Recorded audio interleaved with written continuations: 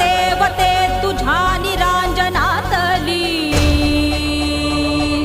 अपार भाव भक्तीने तुझीच मूर्त पूजिली त्रिशूल खड्ग घेऊनी विनाशण्या असुर ये बनून रौद्रकामिनी प्रकाशण्या तिमिर ये प्रतीक नारी शक्तीचे वैष्णवी महेश्वरी तुझाच अंश राहू दे सदैव माझ्या अंतरी आई अंबे